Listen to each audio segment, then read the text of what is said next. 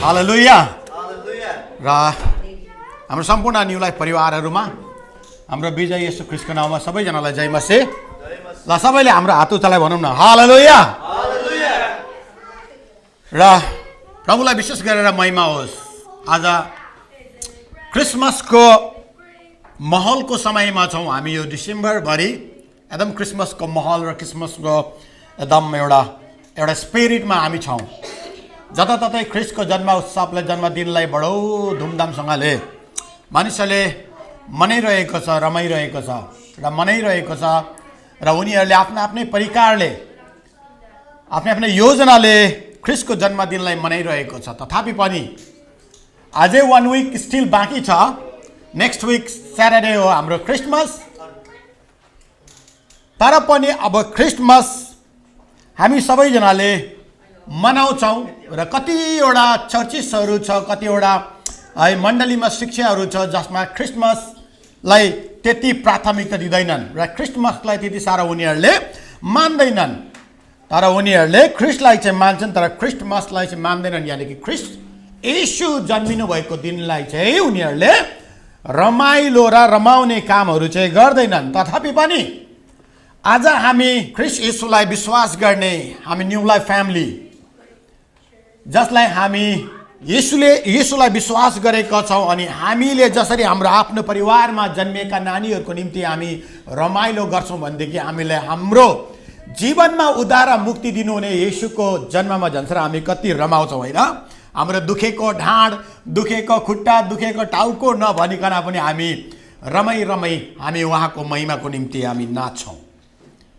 प्रभुलाई महिमा भएको होस्। धन्य हुन् ती मानिसहरू जसको हृदय चाहिँ ख्रिस्ट येशूको जन्मको कारणबाट खुसियालीले रमाएको छ। ती मानिसहरू रमाउँछन् जसले आत्मामा उद्धार र मुक्ति पाएको छ। ती मानिसहरू रमाउँछन् जसले येशूको जन्मको वास्तविकलाई बुझेर उसले आफ्नो जीवनलाई स्वतन्त्रतामा जिएको हुन्छ। हालेलुया। अनि स्वतन्त्रतामा जिउने मानिस चाहिँ, स्वतन्त्रतामा जिएका मानिसहरू चाहिँ कहिले पनि हामी कसैको दासद्वारा बन्धनमा अनि कसैको कुरामा हामी लाग्दैनौँ। तर बाइबलले के भन्छ हामी त्यसमा लाग्छौँ, र बाइबलले हामीले के भन्नुहुन्छ हामी त्यसमा लाग्छौँ। त्योभन्दा पनि अगाडि हामीले अरू विषयमा नभए तापनि क्रिसमस त हाम्रो बाँकी नै छ। नेक्स्ट विकको हामीले केही हप्ता अगाडिदेखि नै येशूको जन्मको बारेमा हामी अध्ययन गरिरहेका छौँ। म आज पनि विभिन्न पद र विभिन्न खण्डहरू पल्टाएर विभिन्न पदहरूबाट तपाईँहरूलाई म कन्फ्युज नबनाइकन एउटा खण्डबाट हामी पढ्नेछौँ येशूको जन्मको विषयलाई लिएर।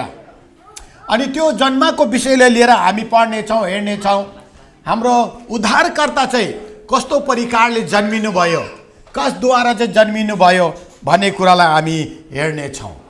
अझ त्यति सजिलै छैन, त्यही लागि हामी विभिन्न खण्डमा नजाउँ, कन्फ्युज बनाउने तर्फमा हामी नजाउँ, तर हामी चाहिँ आज एउटा बाइबल स्टडी वेसले हामी जाउँ, बाइबल अध्ययनको तरिकाले हामी जाउँ।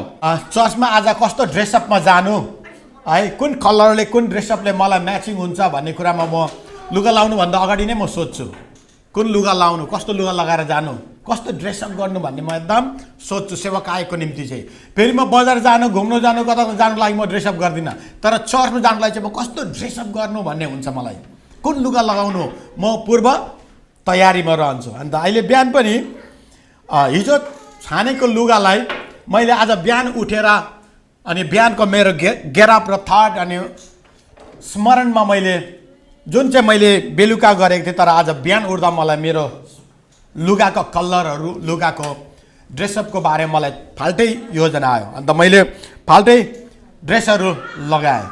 अनि मैले आफैले ऐनामा हेरेँ, अनि यसो लगाएर हेरेँ, अनि है यो लुगाको कलरहरू, प्याटर्नहरू होइन, अनि यसो हेरेँ, अनि आफ्नो जिउलाई पनि हेरेँ, के भएको राम्रो देखेको जस्तो लाग्यो, आफैलाई पनि राम्रो देखेको लाग्यो जस्तो लाग्यो अरे उज्यालो होइन। अनि अरे बाबा म आफैलाई त यति राम्रो देख्छु भनेदेखि अरूले नि मलाई अवश्य पनि राम्रो देख्छ नि। जब आफैले हामी राम्रो देख्ने, राम्रो सोच्ने, राम्रो विचार गर्ने जब हामी गर्छौँ नि, अनि अरूले पनि हामीले सोचेको विचार गरेको कुरोलाई राम्रै देख्छ। तर जब हामी राम्रो सोच्दैनौँ, राम्रो बोल्दैनौँ, राम्रो विचार गर्दैनौँ भनेदेखि अरूले हामीलाई त्यस्तै देख्छ। अनि हामी आफैले जति हामी सम्हाल्छौँ नि, हामीले आफैले जति टेक केयर गर्छौँ नि, अरूले पनि हामीले आफैलाई राम्रो टेक केयर गरेको हामी थाहा पाउँछौँ। परमेश्वरको योजना चाहिँ उहाँका मानिसहरूले टेक केयर गर्नको निम्ति चाहिँ आदमको बगैँचामा आदम र हावालाई सृष्टि गरेर गर्नुभएको परमेश्वरले स्टिल पनि पृथ्वीका मानिसहरू, हामी जातिहरूलाई परमेश्वरले अति नै माया गर्नुहुन्छ। त्यसकारणले गर्दा परमेश्वर चाहिँ पृथ्वीका मानिसहरूसँग चाहिँ फिदा हुनुहुन्छ। त्यसको अर्थ चाहिँ वान साइडेड लभ। उहिलेको भनाइ अनुसार चाहिँ मोनी भन्छ नि, ओहो फल्नाको छोरालाई त मोनी लागेछ, फल्नाको छोरीलाई त मोनी लागेछ फल्ना छोराको भन्छ नि। त्यो वास्तवमा मोनी सोनी केही पनि होइन, त्यो चाहिँ वान साइडेड लभ हो। त्यतिखेरको समयमा वान साइडेड लभको अनुभवलाई नभएको कारणले गर्दाखेरि मोनीको शब्दहरू प्रयोग गर्थ्यो। वास्तवमा कसैले मोनी लगाएको हुँदैन प्रिय, त्यो चाहिँ वान साइडेड लभ भएको हुन्छ। परमेश्वरले पनि हामीसँग वान साइडेड लभ गर्नुहुन्थ्यो। हामी मानिसहरूले चाहिँ परमेश्वरलाई माया गर्थ्यौँ न, तर परमेश्वरले चाहिँ मानिसहरूलाई अति नै माया गर्नुहुन्थ्यो। One sided love. How can I save my people? कसरी म मेरो मानिसहरूले चाहिँ बचाउनु, कसरी मेरो मानिसहरूले चाहिँ सुरक्षा दिनु, कसरी मेरो मानिसहरूलाई फेरि चाहिँ म रिबिल्ड गर्नु, रिस्टक गर्नु, होइन रिक्रिएसन गर्नु सक्छु भने परमेश्वरको मनमा सधैँ मानिसप्रतिको चाहिँ उन्नतिकै योजनाहरू भएको कारणले गर्दा मानिसहरूप्रतिको चाहिँ एउटा असल र सोचलाई सदैव राखिरहेको कारणले गर्दाखेरि परमेश्वरले मानिसहरूको प्रेमबाट कहिले पनि टाढिनु भएन। मानिसहरूसँगको प्रेमबाट परमेश्वर कहिले पनि टाढिनु भएन। जहिले पनि he wants to be with us every time and everywhere, any condition he was with us. जहाँ पनि, जुनै पनि अवस्थामा, जुनै पनि घडी, जुनै पनि ठाउँमा परमेश्वर हामीहरूसँग हुनुहुन्छ। बिकज ही लभ अस। उहाँले हामीलाई माया गर्नुहुन्छ। त्यो मायाको कारणले गर्दा अब प्रुफ चाहिँ के गर्ने त? म यिनीहरूलाई अति नै माया गर्छु, म यिनीहरूलाई अति नै चाहन्छु।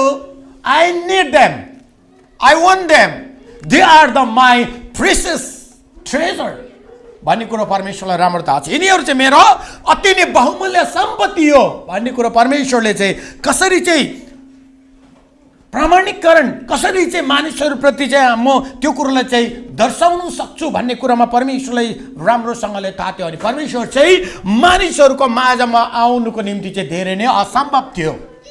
पुरानो नियममा तपाईँले मोसाको समयमा हेर्नुभयो भनेदेखि, होइन अब्राहमको समयमा हेर्नु भनेदेखि, राजाहरूको समयमा, लेवीहरूको समयमा, पुजारीहरूको समयमा हेर्नुभयो भनेदेखि त्यहाँनिर तपाईँले देख्नुहुन्छ जब परमेश्वरको उपस्थिति हुन्थ्यो मानिसहरू अन्ध हुन्थ्यो, परमेश्वरको उपस्थिति हुन्थ्यो, मानिसहरू लड्थ्यो, गिर्थ्यो।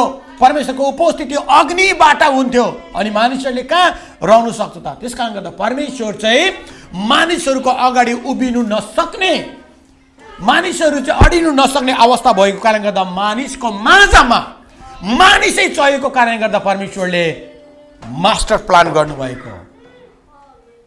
मानिसको माझमा उभिनुको निम्ति मानिसै चाहिने भएको कारणले गर्दाखेरि मानिसको माझमा उभिनुको लागि परमेश्वर चाहिँ आउनु हुनु भनेदेखि उहाँ चाहिँ ज्वालामाया हुनुहुन्थ्यो। उहाँ चाहिँ ज्वालामाया हुनुहुन्छ, अग्निमा हुनुहुन्छ। उहाँ चाहिँ एउटा रापेको फलाम हुनुहुन्छ अनि कहिले पनि मानव त्यसको अगाडि उभिनु सक्दैन। त्यस्तो रागको अगाडि मानव कहिले पनि उभिनु सक्दैन। अनि मानवको अगाडि उभिनुको निम्ति मानवै चाहिन्छ।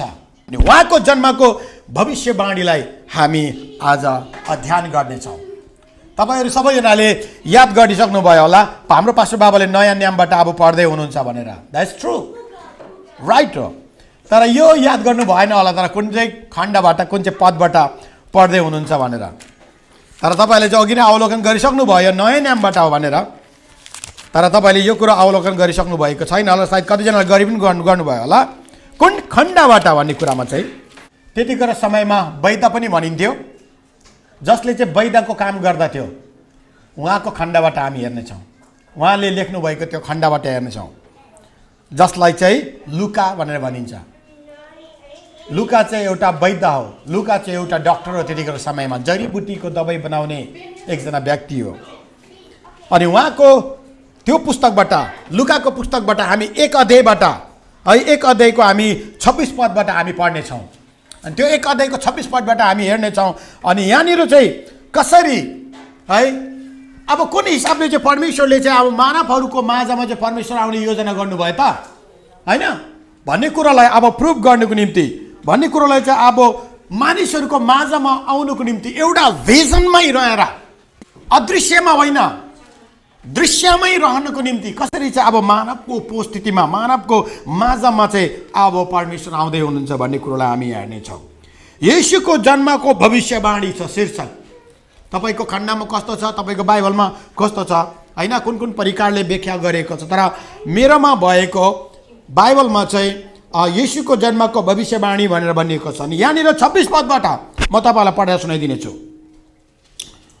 छैटौँ महिनामा परमप्रभुले गाब्रिएल स्वर्गदूतलाई गलिलको नसरत नाउँको सहरमा पठाउनु भयो। परमप्रभुले तिनी एउटी कन्या केटी कहाँ गए जसको मगनी दाउदका घरानाको युसुफ भन्ने एकजना मानिससँग भएको थियो। त्यस कन्याको नाउँ मरियम थियो। स्वर्गदूतले तिनी कहाँ गएर भने, हे कृपा पात्र है, कति मिठो नामले त्यहाँ पुकारेको छ त्यो स्त्रीलाई, त्यो मरियमलाई कति मिठो शब्दमा पुकारेको छ, त्यो स्त्रीलाई कति मिठो शब्दमा है त्यहाँनिर वर्णन गरिएको छ, उच्चारण गरिएको छ, शब्दलाई प्रयोग गरिएको छ त्यो स्वर्गदूतले होइन। हे कृपा पात्र तिमीलाई अभिवादन, परमप्रभु तिमीसँग हुनुहुन्छ। वाउ, त्यो स्त्रीलाई हेर्नुहोस् न, हे कृपा पात्र होइन, तिमीलाई अभिवादन, परमप्रभु तिमीसँग हुनुहुन्छ। हामी के चाहन्छौँ त? परमेश्वर हामीहरूसँग भएको हामी चाहन्छौँ। कसैले परमेश्वर तिमीसँग हुनुहुन्छ भनेको भनिदिएको हामी चाहन्छौँ। कसैले हामीलाई चाहिँ परमेश्वरले तिमीलाई आशीर्वाद गरून् भनेको हामी भन्न चाहन्छौँ। कसैले हामीले एउटा आशीर्वादको शब्दहरू प्रयोग गरेको हामी सुन्न चाहन्छौँ। अनि जसरी हामी एउटा आशीर्वादी शब्द प्रयोग गरेको हामी चाहन्छौँ भनेदेखि हामीले पनि अरूको निम्ति आशीर्वादी शब्दहरूलाई प्रयोग गर्नु आवश्यक छ।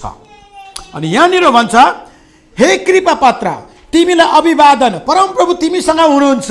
तर तिनी त्यस कुराले साह्रै विचलित भइन्। कुन कुराले थाहा छ? कुन कुराले चाहिँ विचलित भइन् भन्दाखेरि यो कस्तो प्रकारको अभिवादन, कहिले नसुनेको अभिवादन, कहिले नसुनेको यो शब्दहरू, कसैले कहिले सुनेको यो आदरको कुरालाई है। यहाँनिर के भनेछ? तर तिनी त्यस कुरालाई साह्रै विचलित अभिवादन, परमप्रभु तिमीसँग हुनुहुन्छ।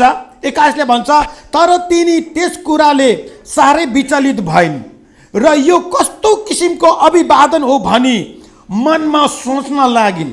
30ले भन्छ, स्वर्गदूतले तिनलाई भने, नडराऊ मरियम, किनभने तिमीले परमप्रभुबाट कृपा पाएकी छौ।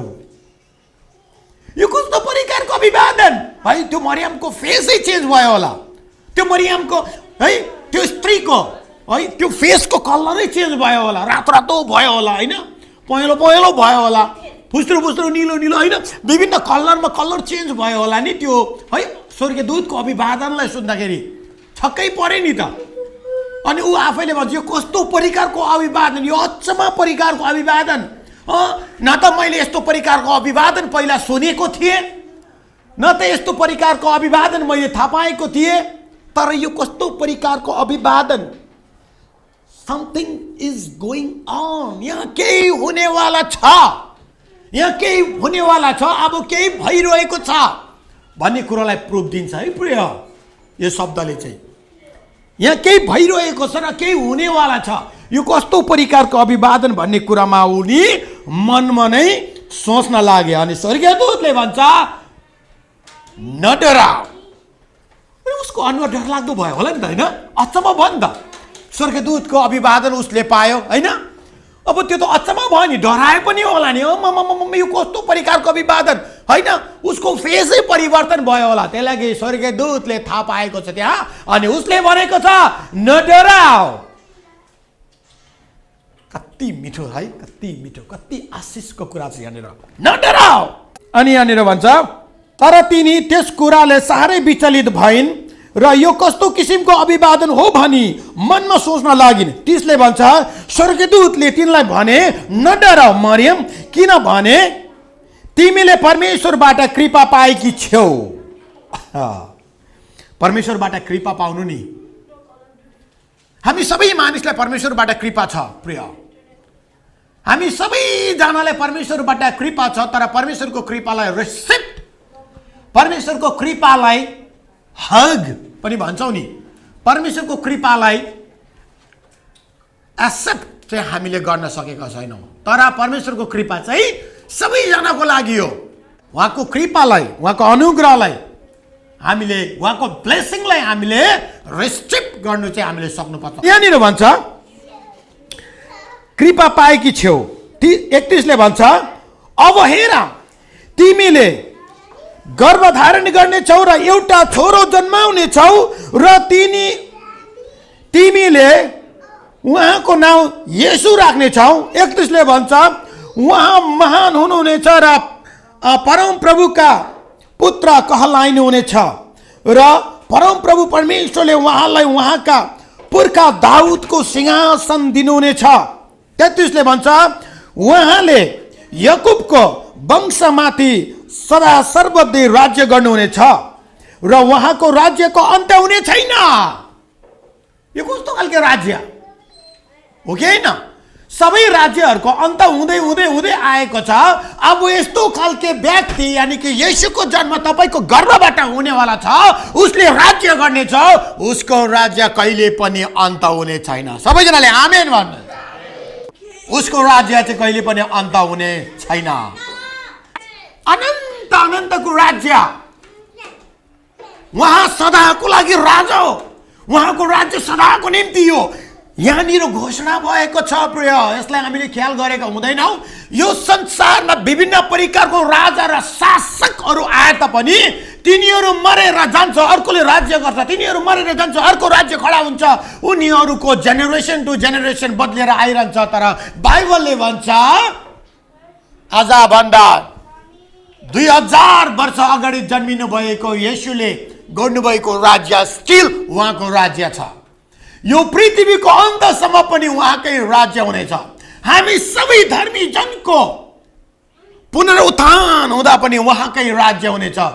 जब हामी सबैजना बादलको सवारीमा अनन्तको राज्यमा हुन्छौँ, त्यहाँ पनि उहाँकै राज्य हुनेछ।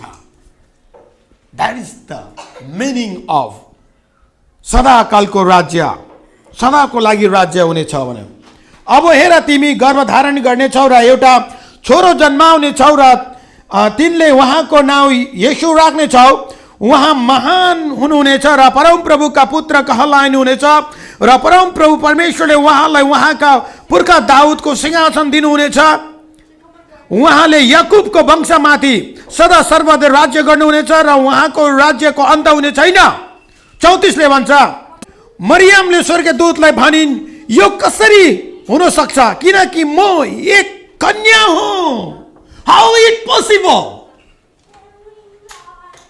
हाउ इट पोसिबल होइन, म यो कसरी हुन सक्छ त असम्भव। म अब एउटा मग्नी मात्रै भएको एउटा स्त्री, मैले विवाह गरेको छुइनँ, म कुनै पनि होइन। कसरी अब एउटा विवाह नभएको स्त्री चाहिँ नानीको आमा बन्न सक्छौँ? त्यतिखेरको समयमा नि प्रिय एकदम घिनलाग्दो हो यो। त्यतिखेरको समयमा एकदम नराम्रो हो यो। विवाह नभएको स्त्रीले सन्तान जन्माउनु भनेको एकदम डेन्जर हो। त्यो चाहिँ एकदम खराब हो, एउटा एकदम तलो गिरेको जाति हो, जसलाई सामरीहरू पनि भनेर भनिन्थ्यो, जसलाई विभिन्न घिनलाग्दो शब्दहरू प्रयोग गरिएको छ बाइबलमा। त्यो स्त्रीहरूले मात्रै बाबा बेगरको नानीहरू जन्माउने गर्दथ्यो, त्यस्तो खालको स्त्रीहरू। तर यो मरियम चाहिँ एउटा धार्मिक परिवारको स्त्री थियो। मरियम चाहिँ एउटा धार्मिक परिवारको, आदर्श परिवारको एकदम असल घरानाको थियो। जान्छ र युसुफ याकुबको सन्तान थिए। अब्राहम, इसाक अनि याकुब परमेश्वरले अभिषेक गर्दै जेनेरेसन टु जेनेरेसन ल्याइरहनु भएको परिवारको थियो। How it possible? कसरी हाम्रो सम्भवकै नभइकन सन्तान जन्मिनु सक्छ? उनी डराएको छ। मान्छेले मलाई के भन्छ होला, मानिसहरूले मलाई के सोच्छ होला, हैन? उनी त्यहाँनिर डराएको कुराहरूलाई पनि त्यहाँनिर हामी बुझ्न सक्छौँ। अनि उहाँले याकुबको वंशमाथि सदा सर्वदा राज्य गर्नुहुनेछ। 24 मरियमले स्वर्गदूतलाई भनिन्, यो कसरी हुन सक्छ, किनकि म एक कन्या हुँ। स्वर्गदूतले तिनलाई जवाब दिएर भने, पवित्र आत्मा तिमीमा आउनुहुनेछ र सर्वोच्चका शासकको छाया तिमी माथि पर्नेछ। यसकारण जो जन्मनुहुनेछ उहाँ पवित्र अर्थात् परमेश्वरका पुत्र कहलाइनु हुनेछ। हेर, तिमी नातेदार एलिशिबाले पनि तिनको वृद्ध अवस्थामा छोरो गर्भधारण गरेकी छिन्। अब यहाँनिर टपिक चेन्ज भयो, हो कि होइन? एलिशिबा यानी कि जकरियाको श्रीमती एलिशिबाको कुरा आउँछ। यहाँनिर अलिकति टपिक चेन्ज गएको छ। यहाँनिर येशूको जन्मको बारेमा भनिरहेको थियो। अब त्यो येशूको जन्मको बारेमा के अरे मरियमले भनिरहेको बेलामा अब यहाँनिर टपिक चेन्ज भएर चाहिँ जकरिया र एलिशिबाको गवाही यहाँनिर दिइरहेको छ है स्वर्गीय दूतले। अब त्यहाँ के भएको छ, स्टोरी चाहिँ के हो भन्दाखेरि नि, जकरिया यस्तो खालके व्यक्ति हो, ऊ एउटा पुजारी, आफ्नो समुदायको पुजारी हुन्छ जकरिया। अनि त्यो समयमा चाहिँ के भएको हुन्छ, जकरिया चाहिँ वृद्ध अवस्था पुगिसकेको हुन्छ। एलिशिबा र जकरिया चाहिँ वृद्ध अवस्था पुगिसकेको हुन्छ। अनि त्यो वृद्ध अवस्थामा पनि उनीहरूकोमा चाहिँ सन्तान हुँदैन। प्रिय, उनीहरू चाहिँ बेसन्तान हुन्छ। उनीहरू चाहिँ संसारको अरू मानिसहरूले देख्दाखेरि पनि लज्जितको कुराहरू आउने हुन्छ। यहाँनिर त्यो अवस्थामा टपिक चेन्ज भएको कारण चाहिँ के हो भन्दाखेरि चाहिँ यति साह्रो समर्थिलो परमेश्वरले, त्यतिखेर काम गर्नु हुने परमेश्वरले तपाईँको जीवनमा पनि काम गर्दै हुनुहुन्छ भनेर चाहिँ भन्नु खोज्नु भएको। प्रिय, त्यतिखेर के भएको भन्दाखेरि जब जकरियाले अब पूजा चाहिँ कसले गर्ने, मन्दिरमा धूप चाहिँ कसले बाल्ने, मन्दिरमा अब होम बलि चाहिँ कसले गर्ने, मन्दिरमा गएर चाहिँ वेदीको काम चाहिँ कसले गर्ने भनेर चिट्ठा हाल्ने सिस्टममा चाहिँ जकरियाको नाम आउँछ। अनि जब त्यहाँनिर चिट्ठा तानेर हेर्दाखेरि चाहिँ मन्दिरमा गएर धूप हाल्ने काम चाहिँ जकरियाले पाउँछ। त्यति बेलासम्म जकरियाको सन्तान हुँदैन। प्रिय, अनि जब जकरियाको हातमा त्यो चिठा पर्छ, अरे धूप हाल्ने काम त मैले पो पाएको छु त भनेर जब जकरियाले त्यो चिठा पाउँछ, जकरिया परमेश्वरको वेदीमा गएर धूप हाल्ने काम गर्दाखेरि त्यतिखेर परमेश्वर जकरियासँग बोल्नुहुन्छ। अनि जकरियाले भन्नुहुन्छ, तेरो श्रीमती अब गर्भवती हुनेछ। जकरिया त छक्कै पर्छ। जब नानी जन्मिँदैन नि तबसम्म त्यहाँनिर जकरियाको मुख बन्द भएको छ। यानी कि जकरियाको जिब्रो तालुमा टाँसिएको भन्छ। जकरियाको जिब्रो त्यहाँबाट तालुमा टाँसिएको छ। उसको जिब्रो किनभनेदेखि उसले आतेर ममा त स्वर्गदूत आउनुभयो, ममा त परमेश्वर आउनुभयो र मलाई त यस्तो भन्नुभयो, मेरो अब सन्तान हुनुहुने अरे। बुढो भइसक्यो, म त कसरी सन्तान हुने, त्यस्तो भन्थ्यो होला नि त मान्छेहरूको भित्र। अचम्मै लाग्यो मलाई त, स्वर्गदूत आयो, परमेश्वर आउनुभयो र मलाई भन्नुभयो, वृद्ध भएर सबै चाउरी परिसकेको छ, मेरो बुढी वृद्ध न वृद्ध छ, अब मेरो सन्तान हुनेछ भनेर भनिराखेको छ। होइन, परमेश्वरको गिल्ला गर्थ्यो होला उसलाई विश्वास नगरेर, परमेश्वरलाई विश्वास गिल्ला गर्थ्यो होला उसले। त्यही लागि उसको कुरा सुन्ने बित्तिकै परमेश्वरले थाहा पाउनुहुन्छ अनि उसको जिब्रो चाहिँ तालुमा टाँसिदिनुहुन्छ। यसले बोल्नु नसकोस्, यसले डाउट नगरोस्, यसको मुखबाट चाहिँ अधर्म नबोलोस्, यसको मुखबाट चाहिँ अविश्वासको शब्द प्रयोग नहोस् भनेर परमेश्वरले जकरियाको जिब्रो तालुमा ठ्याप्पै टाँसिदिनुहुन्छ। बोलोस् त, जब उसले पुजारीको काम सिधेर आउँदाखेरि त किन जकरिया ढिलो भयो, किन जकरिया ढिलो आउँदैछ, पुजारीको काम सिधिएन। मानिसहरूले बाहिर पर्खिरहेको हुन्छ, फर्केर आउँदा त बोल्दैन त जकरिया, त मुन्टा मात्रै होइन, बोल्दैन त। किन परमेश्वरले नै जिब्रो तालुमा टाँसिदिएको हुन्छ। तालु भन्नाले माथिल्लो पार्टलाई तालु भन्छ, त्यहाँ टाँसिदिएको हुन्छ। बोलोस् त, जबसम्म जन्मिँदैन नजन्मिनुसम्म तालुमा टाँसिदिएको हुन्छ। अनि जब उनीहरूको त्यति बेलासम्म उनीहरूलाई थाहै हुँदैन, तर मरियमलाई चाहिँ त्यो कुरो जानकारी दिएको हुन्छ कि एलिसिबा चाहिँ गर्भवती भइसकेको छ भनेर मरियमलाई त्यहाँनिर जानकारी दिएको छ।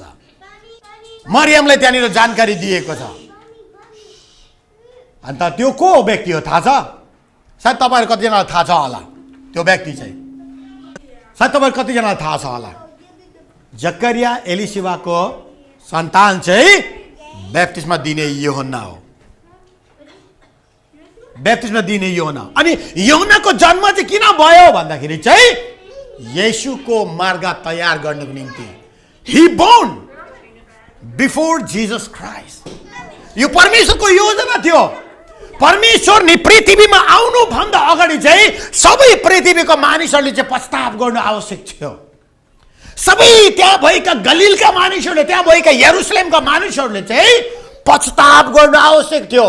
येशू ख्रीष्ट आउनुभन्दा अगाडि, येशू ख्रीष्ट आइसकेपछि नि प्रिय पश्चाताप गर्ने मौका हुँदैन। जब येशू ख्रीष्टको आगमन, अब दोस्रो आगमन आउँछ नि प्रिय, त्यति बेला पश्चाताप गर्ने मौका हुँदैन। उहाँ आउनुभन्दा अगाडि नै सबैले पश्चातापको प्रार्थना र विश्वास गर्नुपर्ने हुन्छ। त्यही लागि यहाँनिर यूहन्ना चाहिँ येशू ख्रीष्टभन्दा अगाडि जन्मिनुको कारण चाहिँ, जकरिया र एलिसिबाको गर्भबाट जन्मिनुको कारण चाहिँ येशूको मार्ग तयार गर्नु। त्यही लागि उसले बप्तिस्मा दिँदा यर्दन नदीमा भन्छ, हे साँपाको र बिच्छीका सन्तान हो, पश्चाताप गर, बप्तिस्मा लिऊ, पापबाट मोक्ष पाओ भनेर यूहन्नाले प्रचार गर्छ। अनि त्यहाँनिर एउटा यस्तो प्रकारको यहाँनिर एउटा अद्भुतको काम भएको हुन्छ। अनि यहाँनिर किनकि परमेश्वरको निम्ति कुनै कुरा असम्भव छैन। 28-38 भन्छ, अनि मरियमले भनिन्, हेर्नुहोस् म परमप्रभुको दासी, मलाई तपाईको वचन अनुसार होस्। तब स्वर्गीय दूत तिनीबाट बिदा भए। अब एलिसिबा र मरियमको भेट हुँदैछ। सुन्नुहोस् है, मरियमलाई भनिसकेको छ स्वर्गीय दूतले, एलिसिबालाई परमेश्वरले अनुग्रह गरेर एलिसिबा गर्भवती भएको छ। अब एलिसिबाले पनि कसरी थाहा पाउँछ? सुन्नुहोस्, 39 पदमा भन्छ, ती दिनमा मरियम आतुरीसँग पहाडतर्फ यहुदियाको एउटा गाउँमा गइन् र जकरियाको घरमा पसेर एलिसिबालाई अभिवादन गरिन्।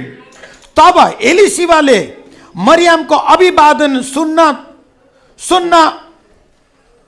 सुनिन्। तब तिनको गर्भमा बालक उफ्रियो र एलिसिबा पवित्र आत्माले भरिपूर्ण भइन्।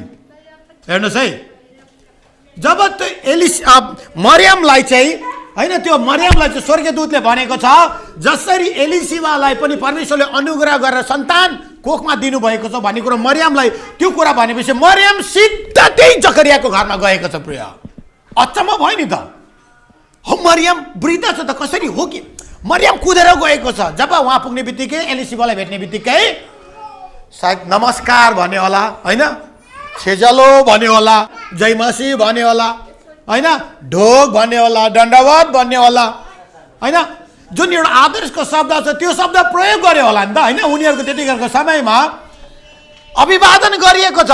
अभिवादन पाउने बित्तिकै, मरियमको अभिवादन पाउने बित्तिकै एलिसिबाको गर्भमा भएको बालक उफ्रियो भन्छ।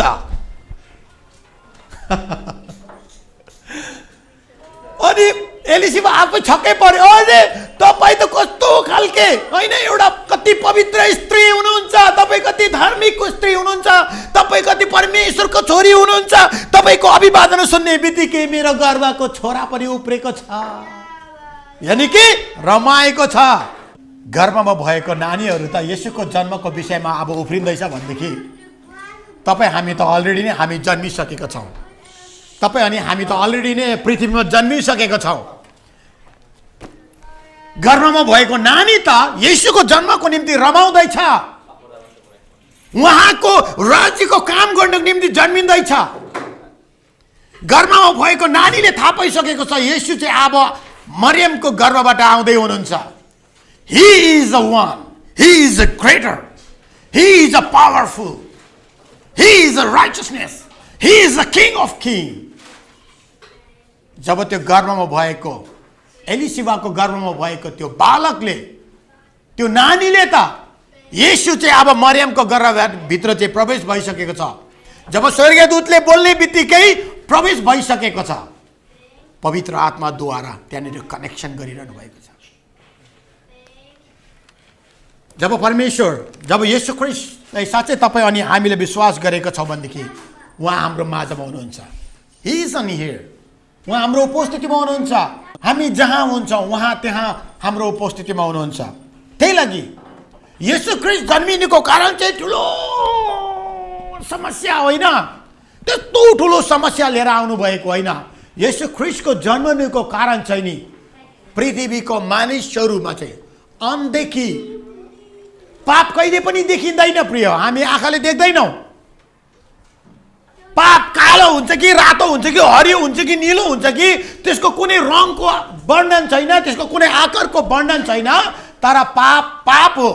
जुन कुरो चाहिँ हामी देख्दैनौँ हाम्रो आँखाले, त्यो नदेखिने पापहरूलाई पनि क्षमा गर्नको निम्ति चाहिँ येशू ख्रीष्टको जन्म हुनु आवश्यक छ। त्यही लागि मत्तीको पुस्तक 1 अध्यायको 21 पदले भन्छ, आफ्ना मानिसहरूको पापलाई हराउनको निम्ति, पापलाई मेटाउनको निम्ति चाहिँ येशूको जन्म हुनु आवश्यक छ। तपाईँ अनि हामीलाई धेरै सम्पत्ति दिनको निम्ति येशूको जन्म भएको होइन प्रिय। तपाईँ अनि हामीलाई धेरै हामीले चाहेको जस्तै कुरोहरू होस् भनेर पनि येशू ख्रीष्ट जन्मिनु भएको होइन प्रिय। तपाईँ हामी है साइजमा होचो छौँ, हाम्रो साइज अग्लो होस् भनेर पनि येशू ख्रीष्ट जन्मिनु भएको होइन। होइन, हामी हेर्दा कति नराम्रो छौँ, मेरो स्किनको कलर राम्रो छैन, अब स्किनको कलर राम्रो होस् भनेर पनि येशू ख्रीष्ट जन्मिनु भएको होइन। म यो पृथ्वीमा जातमा सबैभन्दा तल जातमा जन्मिएको छु, अब मेरो जात माथि होस् भनेर पनि येशू ख्रीष्ट जन्मिनु भएको होइन। मेरो स्वभाव यस्तो छ, मेरो स्वभाव उस्तो छ भन्ने कुरोलाई पनि त्यहाँनिर दर्शाउँदैन। तर यति मात्रै हो, पृथ्वीवासी मानव जातिहरू जो जो चाहिँ हामी आमाको गर्भबाट जन्मिएको हुन्छौँ, बाइबलले भन्छ हामी पाप स्वभावमा जन्मिएको हुन्छौँ। हामी सबै पाप रगतमा जन्मिएको हुन्छौँ। अनि त्यो रगतलाई धुनको निम्ति, त्यो पापलाई हटाउनको निम्ति चाहिँ येशू ख्रीष्टको जन्म हो। त्यसै येशू ख्रीष्टको जन्म त्यति नै हो। एकजना आमा, नेपालमा हुँदाको घटना हो। एकजना आमा प्रचार गर्नु गएको थिएँ अनि म त्यतिखेर साह्रो प्रचार गर्थेँ। त्यतिखेर समय पनि प्रशस्त थियो, कामहरू गर्न जानु पर्थेन होइन, प्रभुकै काममा व्यस्त हुनु पाइन्थ्यो। बाइबल अध्ययन, कोरस, भजन होइन, घर भिजिट साह्रै मजा आउने, कामै गर्नु नपर्ने, घरकै भाडा तिर्नु नपर्ने, मजा नि होइन, काम दिनभरि प्रभुकै काममा मग्न हुनु पाउने। अनि प्रचार गर्ने क्रममा एक दिन एउटा परिवारमा प्रचार गऱ्यौँ।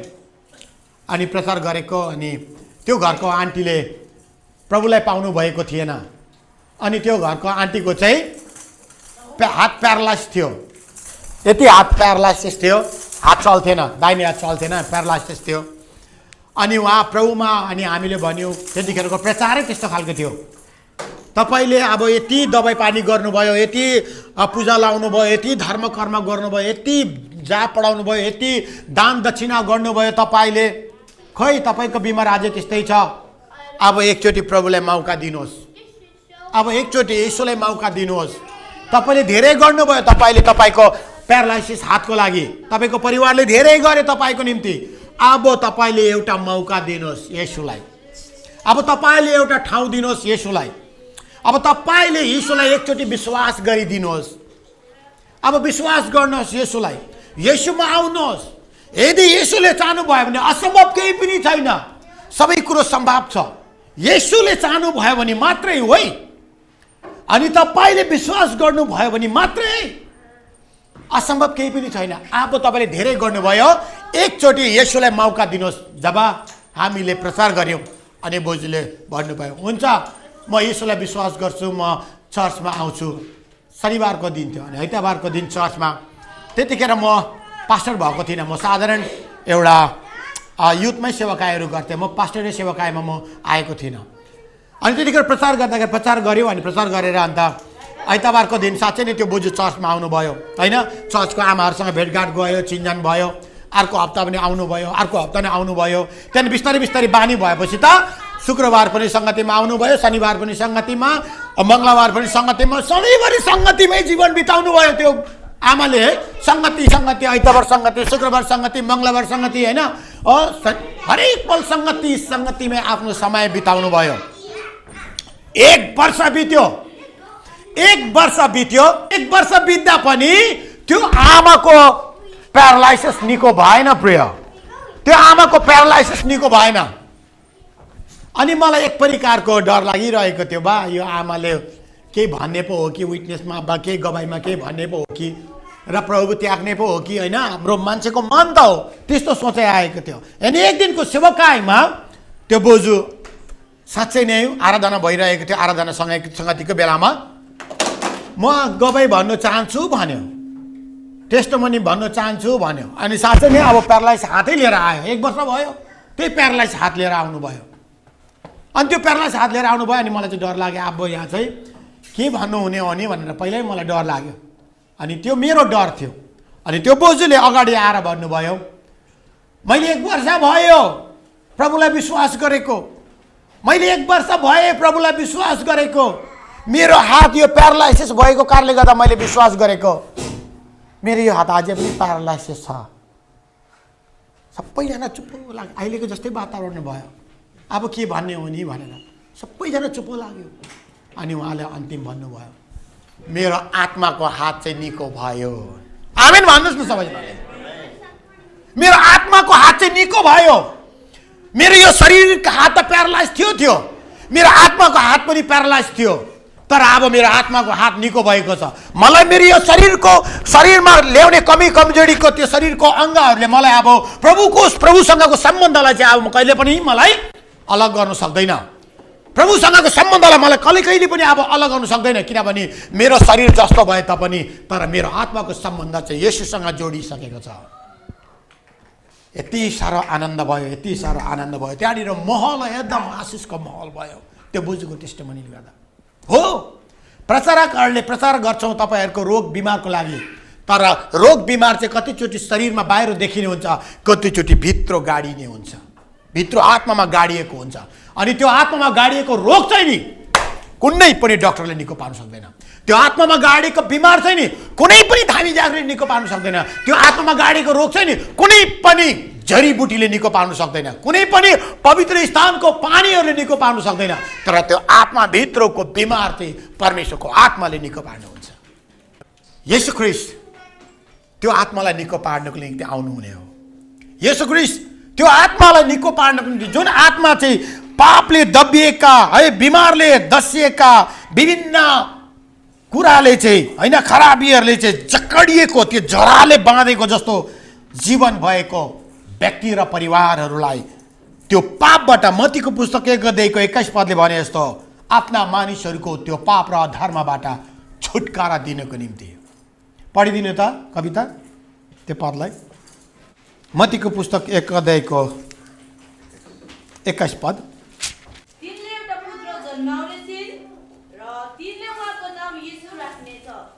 पढ।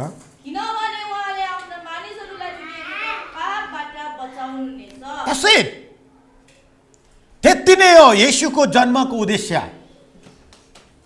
हाम्रो खाना खाने स्टाइल, हाम्रो लुगा लाउने स्टाइल, हाम्रो है मातृभाषाहरू, हाम्रो अरू कुरालाई परिवर्तन गर्नको निम्ति होइन प्रिय, तर वास्तवमा येशूको जन्म चाहिँ नि सम्पूर्ण पृथ्वी मानिसका पापलाई मेटाउनको निम्ति आउनुभएको। That is the one point. त्यो एउटा ठुलो उद्देश्य हो। अरू त्यसमा धेरै ठुलो कुराहरू बाँधिएको छ। त्यसले अरू जब हामीले पापबाट स्वतन्त्र हुन्छ त्यसमा धेरै कुराबाट हामीले स्वतन्त्र पाएको हुन्छौँ, तर मेन पोइन्ट चाहिँ, मेन जरा चाहिँ पाप हो प्रिय। त्यो पापको लागि पृथ्वीमा येशू आउनुभएको। त्यसरी हामीलाई पापबाट स्वतन्त्र दिनुहुने येशूको बारेमा खुसियाली मनाउने समयहरू आएको छ। देश देशमा जग्गा जग्गामा मण्डली चर्चेसहरूमा इन्टरनेसनल चर्चेस होस् या लोकल चर्चेस होस् सबैले ख्रीष्ट येशूको जन्मको उत्साह मनाइरहेको छ। किन भन्दाखेरि पृथ्वी मानिसहरूको पापलाई हटाउनको निम्ति चाहिँ उहाँ आउँदै हुनुहुन्छ।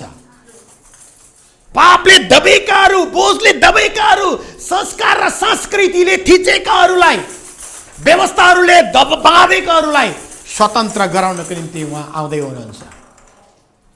हामी सबैजना र सबैजनालाई ख्रीष्ट येशूको जन्मदिनमा, ख्रीष्ट येशूको डिसेम्बर 25 है, यहाँहरू सम्पूर्ण जसले यी कुरालाई मान्नुहुन्छ र विश्वास गर्नुहुन्छ, यहाँहरू सम्पूर्णलाई हामी न्यू लाइफ फ्यामिली र चर्चेसबाट हामी है ह्याप्पी मेरी क्रिसमस भन्न चाहन्छौँ। रमाउनुहोस्, येशूको जन्ममा खुलेर नाच्नुहोस्, गाउनुहोस्, प्रभुलाई महिमा भएको होस्। जसरी एउटा मरियम येशू जन्मिनुको माध्यम बनिनुभयो, एउटा पवित्र स्त्रीको गर्भबाट पवित्र परमेश्वर जन्मिनुभयो, त्यसरी तपाईँ अनि हाम्रो गर्भबाट पनि परमेश्वर जन्मिएको चाहनुहुन्छ, उहाँको वचन जन्मिएको चाहनुहुन्छ, उहाँको उपस्थिति जन्मिएको चाहनुहुन्छ र परमेश्वरले यहाँहरू सम्पूर्णलाई आशिष देखाउन्। आमेन। हामी छोटो प्रार्थना गरौँ। परम धन्य परमेश्वर बुवा, पवित्र आत्मा, हामी तपाईँलाई धन्यवाद दिन्छौँ। आज तपाईँ ख्रीष्ट येशूको जन्मिनुको कारणहरूलाई हामीले छोटो अध्ययन बाइबल अध्ययन गरेका छौँ। आज लुकाको पुस्तक 1 अध्यायबाट हामीले पढेका छौँ। त्यहाँ परमेश्वरले हामीलाई आशिष गर्नुहोस्। तपाईँ येशूको जन्मको कारण आज हामीले बुझ्न सकेका हौँ। तपाईँ येशू चाहिँ कसरी जन्मिनु भयो, कसबाट जन्मिनु भयो, कुन वंशबाट जन्मिनु भयो भन्ने कुरालाई पनि आज हामी सबैले जानेर बुझ्न आवश्यक छ। प्रभु धन्यवाद छ। प्रत्येकलाई आशिष गर्नुहोस् येशूको नाममा। आमेन। हुन्छ, यहाँहरू सम्पूर्णलाई जय मसीह र परमेश्वरले प्रशस्त